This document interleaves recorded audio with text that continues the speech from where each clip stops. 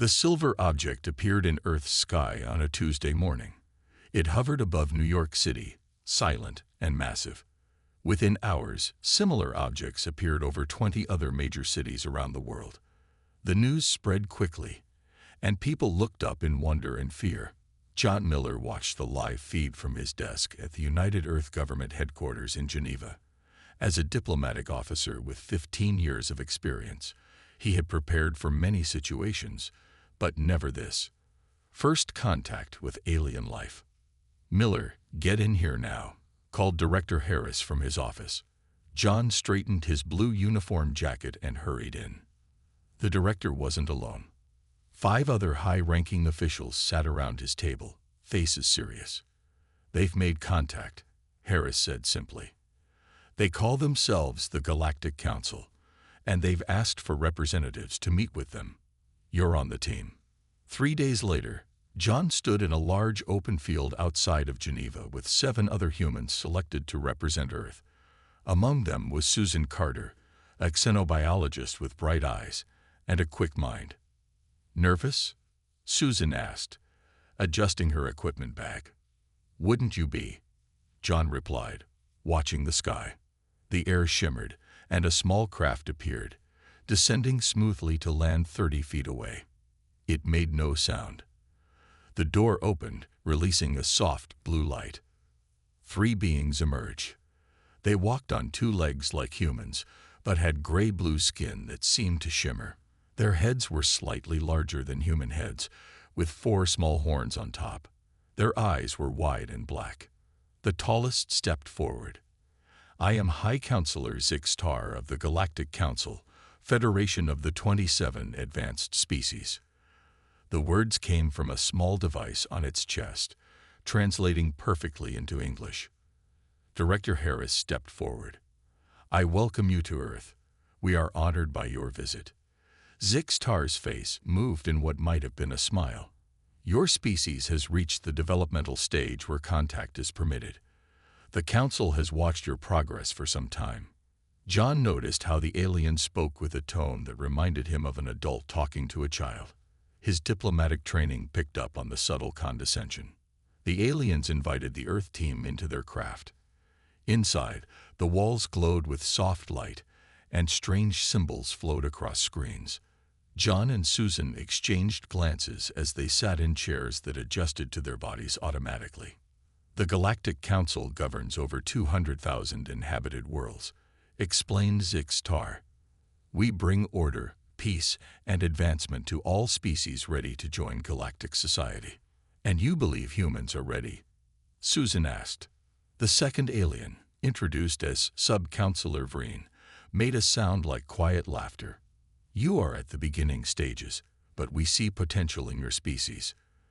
They explained the Council's structure, how member species live together in harmony, and how Earth could benefit from Council technology and knowledge. Every word sounded perfect, every promise generous. "We invite your representatives to visit the Council hub," Zixtar said. "There we can discuss formal terms for Earth's membership." Later, back at headquarters, John reviewed his notes. "They're offering us the stars," he said to Susan as they prepared reports. "Yes, but at what cost?" she replied. "Did you notice how they never mentioned what they want from us?" John nodded. "Classic negotiation tactic. Focus on benefits, hide the costs." Director Harris entered the room.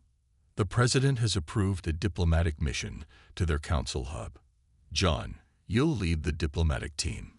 Susan, you're going to study their biology and technology. You leave in 2 weeks on the UES horizon."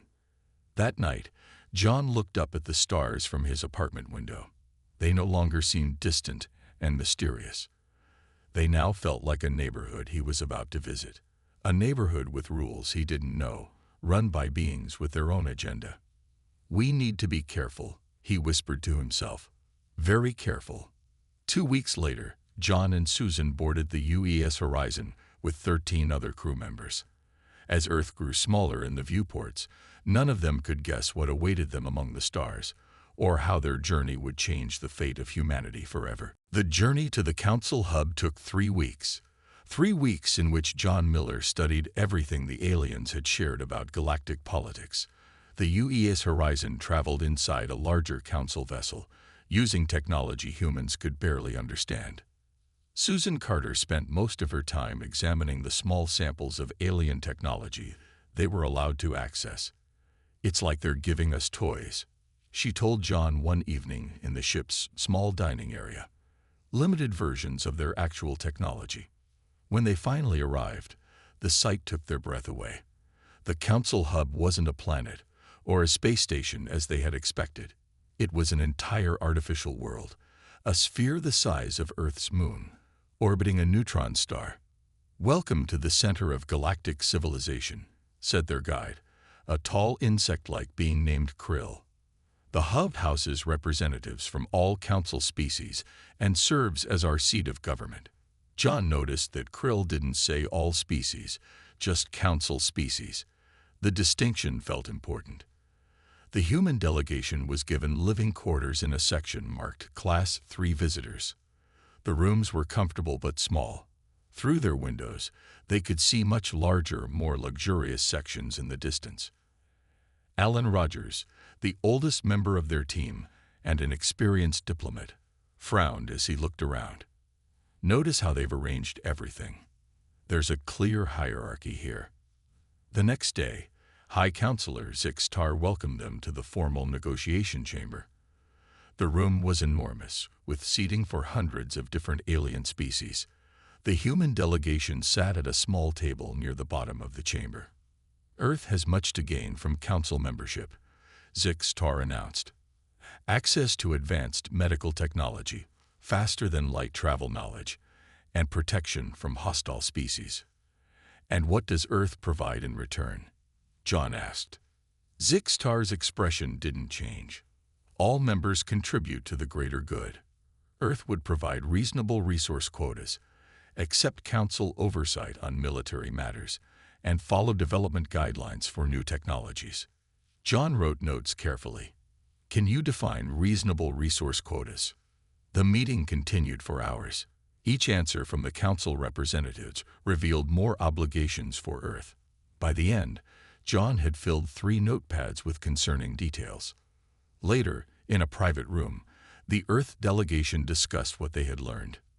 "They expect us to surrender control of our military," said Peter Grayson, Earth's military representative.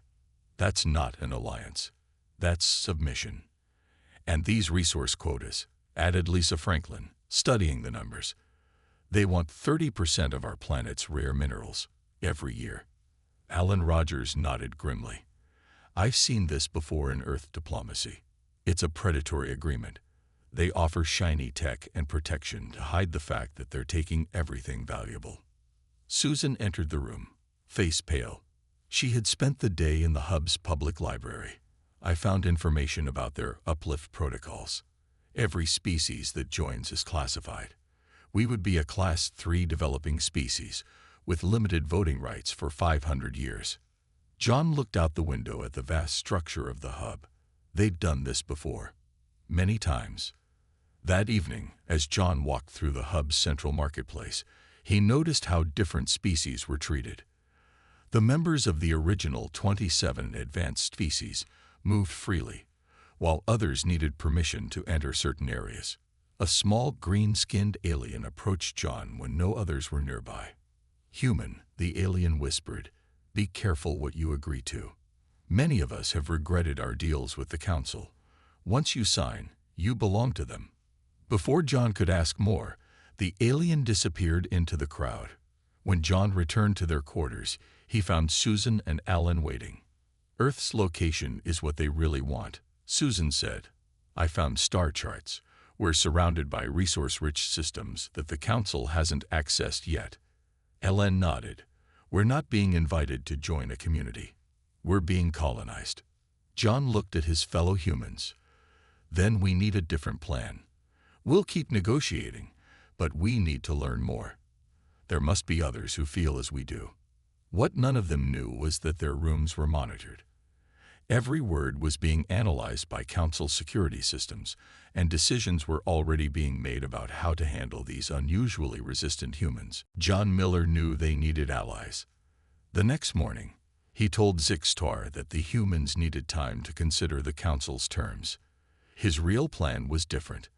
While appearing to negotiate in good faith, he would find others who might help Earth avoid the trap being set.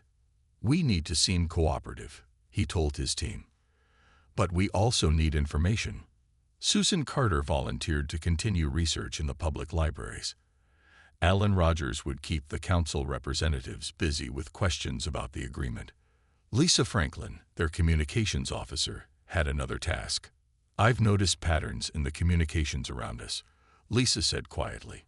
"There are encrypted messages being sent between non-Council ships. I think there's more happening here than we see."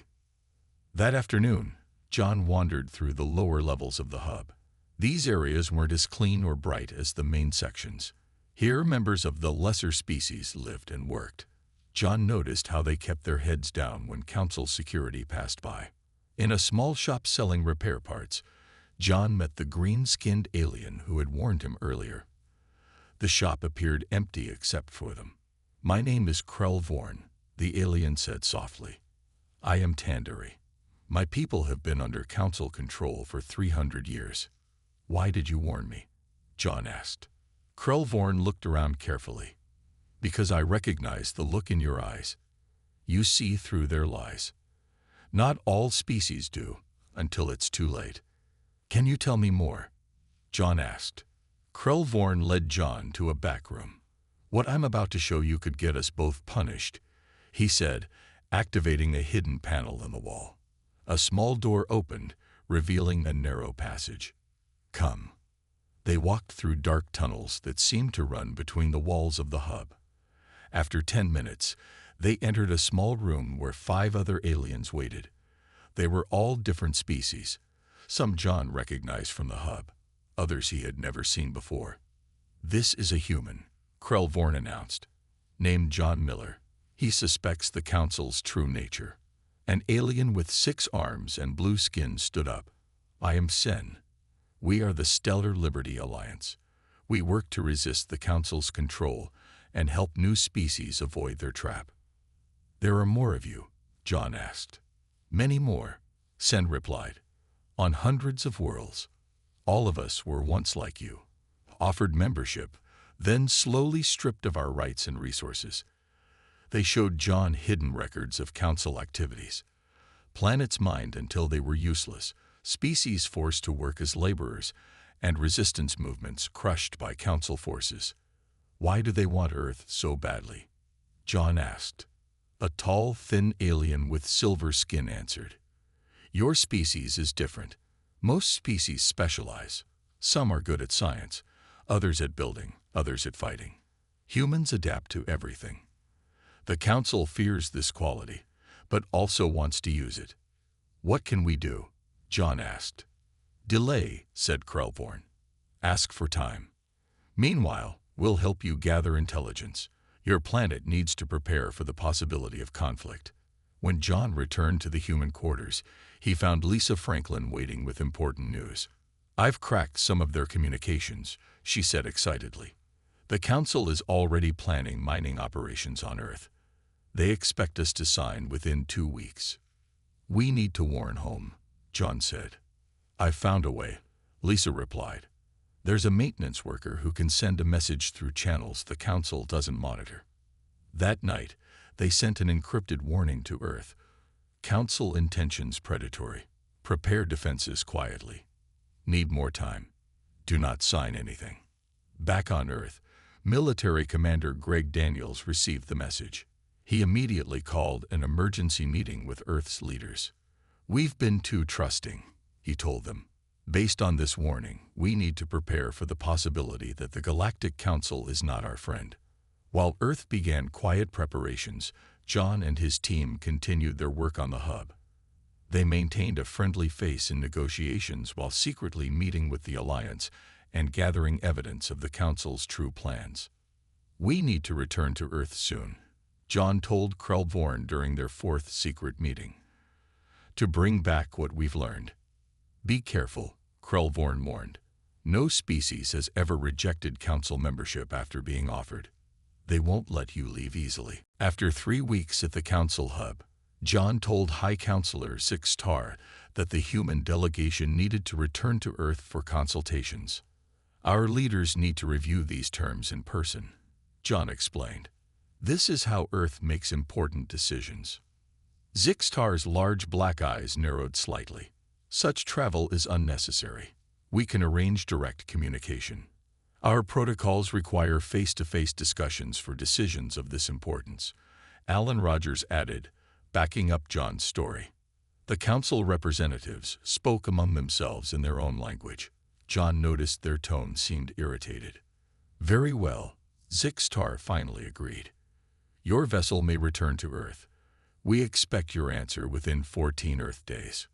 What John didn't know was that while they spoke, Council security forces were arresting Krellvorn and several other Alliance members.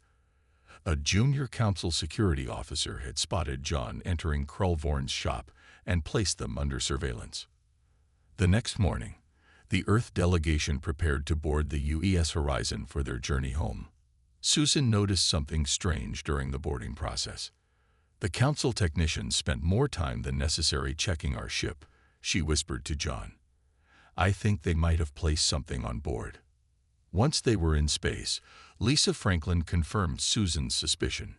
There's a device attached to our communication system. It's transmitting our location and probably recording everything we say.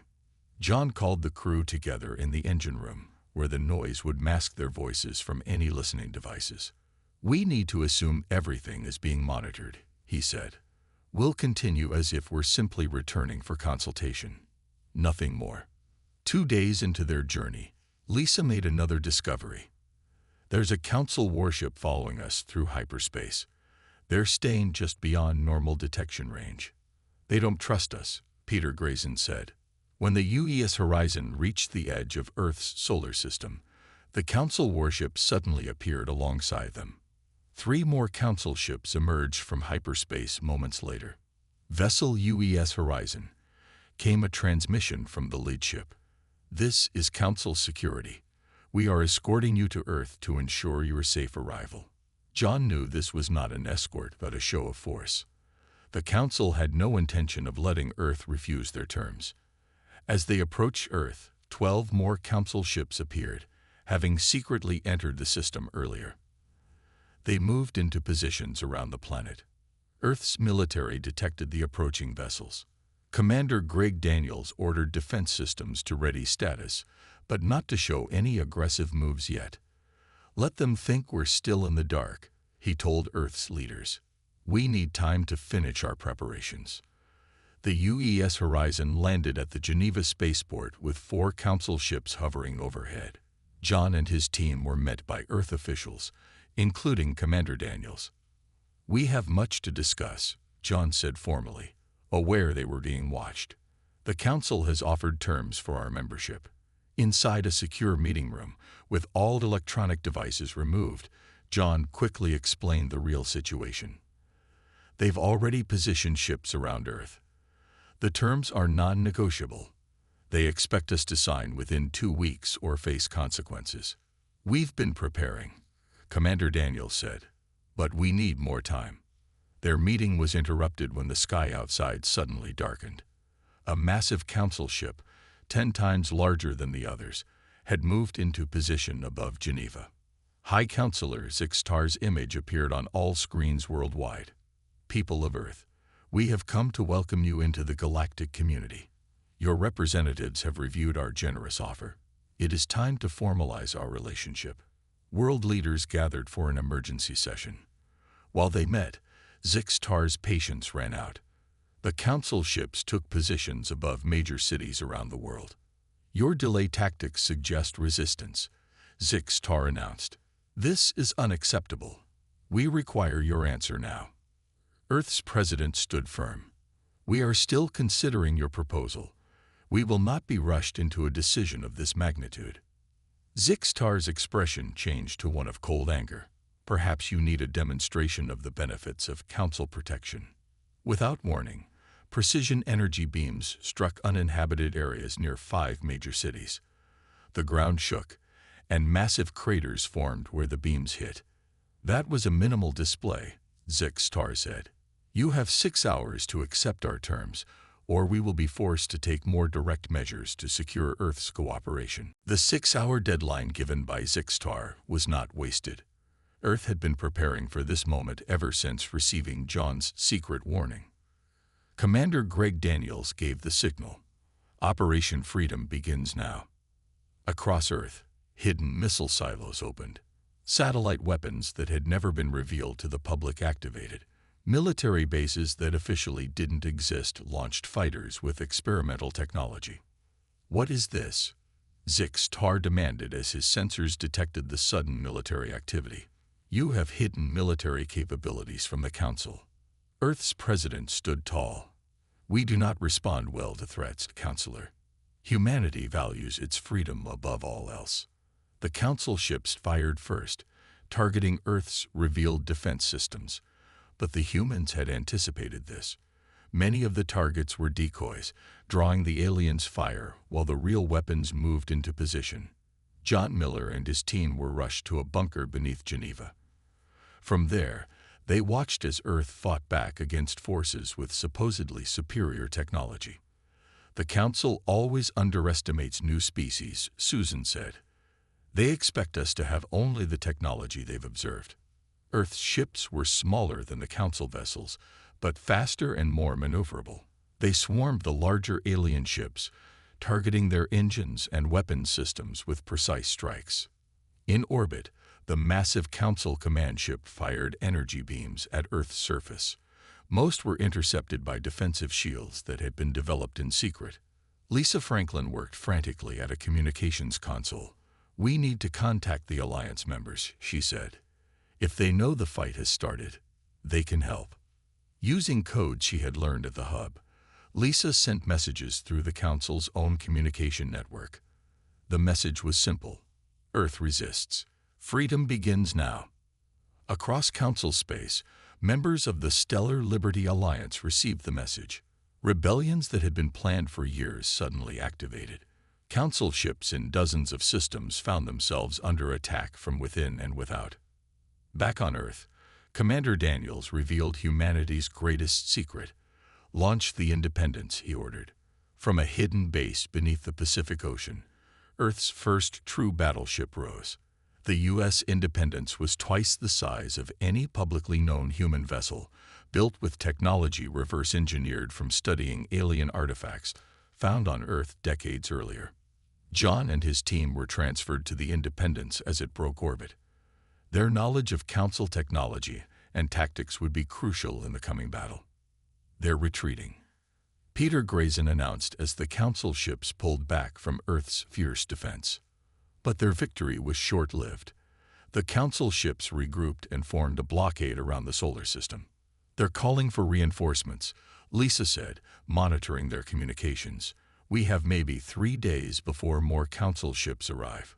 John looked at the tactical display showing Earth surrounded by Council forces. "We can't win a war of attrition against the entire Council.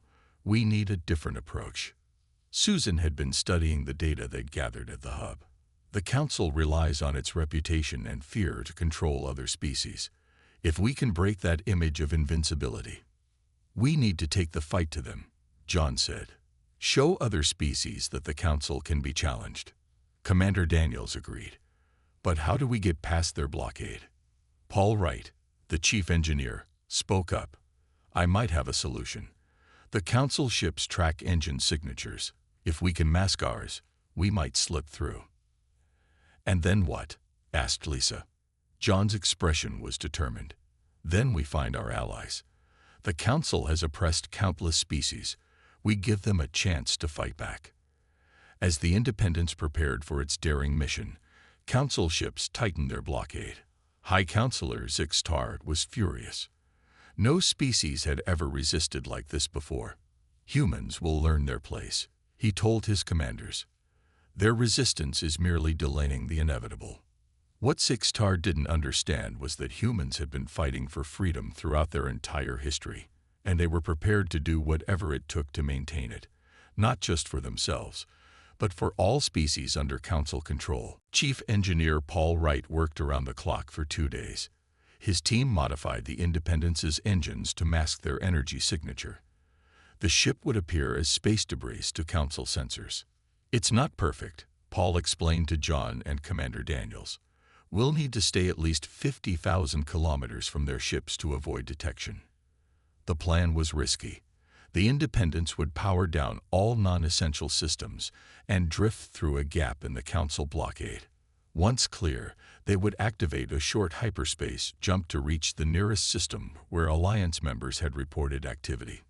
"We can't take a large fleet," Commander Daniels said, "but we can send 3 smaller ships with the Independence, enough to make contact with potential allies, but not enough to attract too much attention." The night before their mission, John found Susan in the observation deck, looking at the stars. "Thinking about home?" he asked. She nodded. "I wonder if we'll ever see it again. We're about to take on the most powerful force in the galaxy." "We're not doing it alone," John reminded her. "From what we learned at the hub, dozens of species are ready to fight back. They just needed someone to go first." The next morning, the Independence and 3 escort vessels powered down and began their slow drift toward a gap in the Council blockade. Every person on board held their breath as they passed within viewing distance of a Council patrol ship. "They're not reacting," Lisa whispered, monitoring Council communications. "They think we're just debris." After 6 tense hours, they cleared the blockade. Paul Wright activated the engines, and the small fleet jumped to hyperspace. They emerged near a mining colony in the Vega system. According to their intelligence, the Dravians who worked there had secretly been sabotaging Council operations for years. "We're being scanned," Lisa reported. "Someone knows we're here." A message came through on a secure frequency. "Human vessel, identify yourself." John responded personally. "This is John Miller of Earth. We bring a message of freedom." After a brief silence, a Dravian ship approached. The Dravians were tall, thin beings with 4 arms and skin that looked like polished stone. Their leader, Rendell, met with the humans aboard the Independence.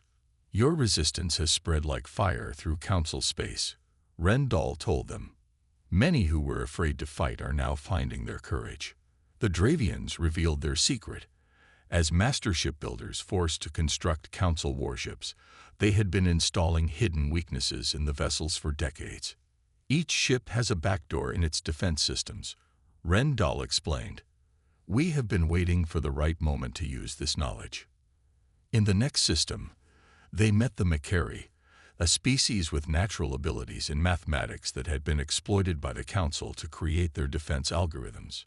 "We built in patterns that can be exploited," explained Cole, a Macquarie representative. "Complex sequences that appear random but actually create predictable weaknesses every 74.3 time units." As the Independence traveled from system to system, more allies joined their cause. Each species brought unique knowledge or abilities that had been forced into Council service, but could now be turned against their oppressors.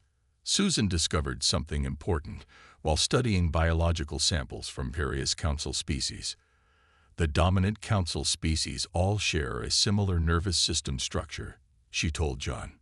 Their bodies process certain frequencies of sound in a way that causes disorientation.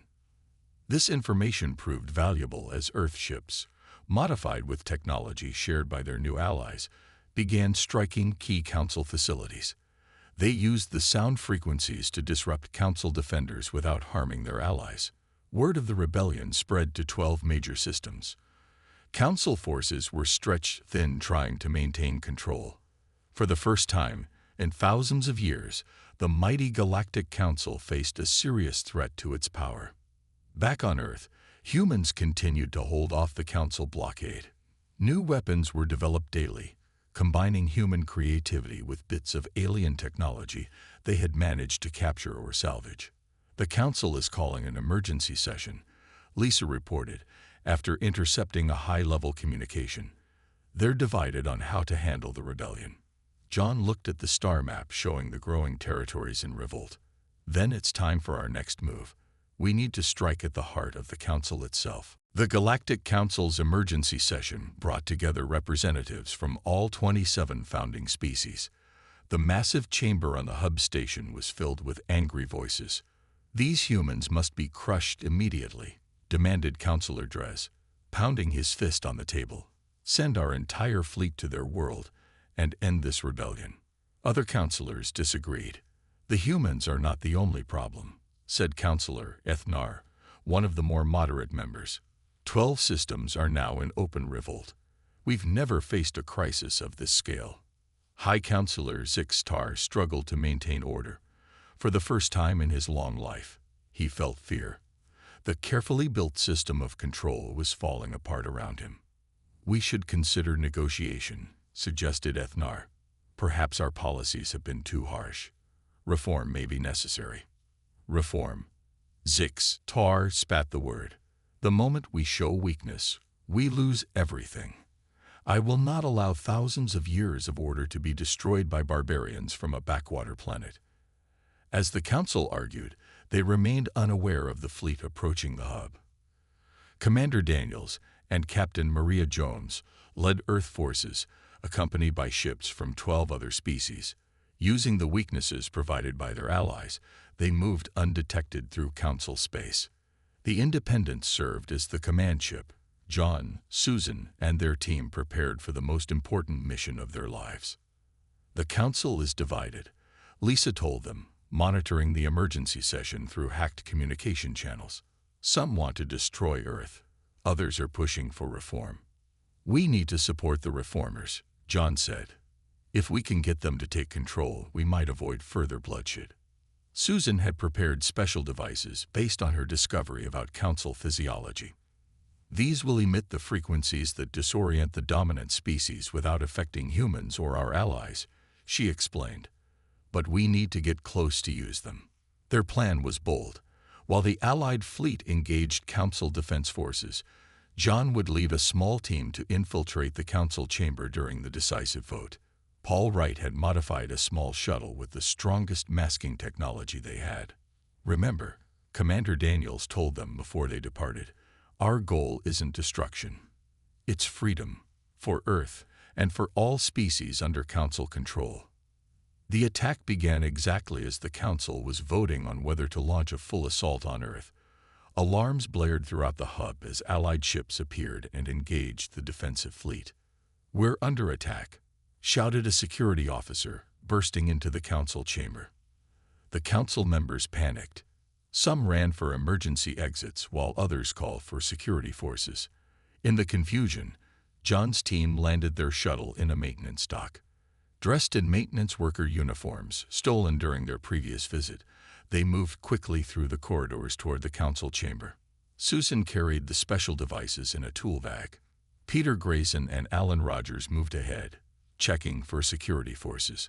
"The moderate Council members are being pushed aside," Lisa reported through their secure comms. "Zixtar is calling for emergency powers to crush the rebellion." When they reached the Council chamber, they found chaos. Security forces were trying to evacuate the High Councillor, while other Council members argued fiercely among themselves. "Now, Susan," John ordered. Susan activated the devices, sending specific frequency patterns through the chamber. The effect was immediate. The dominant Council species clutched their heads, their movements becoming slow and confused. John stepped forward, using the hub's communication system to broadcast his voice. "Members of the Galactic Council, we do not come to destroy you. We come to free you." On screens throughout the chamber, images appeared showing the joint fleet outside, humans fighting alongside a dozen formerly subjugated species. "For too long, the Council has ruled through fear and exploitation," John continued. "Today that ends, not through destruction, but through change." Councillor Ethnar, less affected by the frequencies than others of his species, stepped forward. "The human speaks truth we have avoided too long. Our system has become corrupt. We have forgotten our original purpose, to unite the galaxy in peace." Outside the hub, A massive space battle rage. Captain Maria Jones commanded the Allied forces with brilliant tactical moves that confused and divided the Council defenders. The Council ships, with their sabotaged systems, found themselves outmaneuvered by the smaller but more determined Allied vessels. The battle for the hub lasted 3 days. Council hardliners, led by Zixtar, refused to surrender. They retreated to the hub's core with their most loyal forces, threatening to destroy the entire station rather than accept defeat. "We have controlled the galaxy for 10,000 years," Zixtar declared. "We will not be overthrown by lesser beings." But Councillor Ethnar and the moderate council members had joined with John and the Alliance. Together, they controlled most of the station and the communication systems. "We must end this without destroying the hub," Ethnar told John. "Too much knowledge and history would be lost." Susan led a small team through maintenance tunnels to reach the environmental systems. Using her understanding of council biology, she adjusted the air composition in the core section. The changes weren't harmful but made the hardliners increasingly sleepy and confused. After 18 hours, Alliance forces broke through to the core. Zixtar and his supporters were captured with minimal fighting. "This is not over," Zixtar warned as he was led away. "The natural order will reassert itself." With the fighting ended, the real work began. John, Ethnar, and representatives from all allied species gathered in the council chamber to draft a new charter. "The Galactic Council is dissolved," Ethnar announced. "In its place, we establish the Interstellar Cooperative, where all member species have equal rights and representation." Over the next week, they wrote a charter of galactic rights that guaranteed freedom for all intelligent species. The charter prohibited forced labor, resource theft, and military control of member worlds. Messenger ships spread the news across the galaxy. On thousands of planets, beings who had lived under council control for generations celebrated their new freedom. Some former council hardliners refused to accept the changes. They fled to distant systems with their remaining ships, vowing to someday restore the old order. "Let them go," John advised when others wanted to pursue them. "We don't want to become the very thing we fought against." On Earth, the council blockade dissolved as ships received news of the revolution.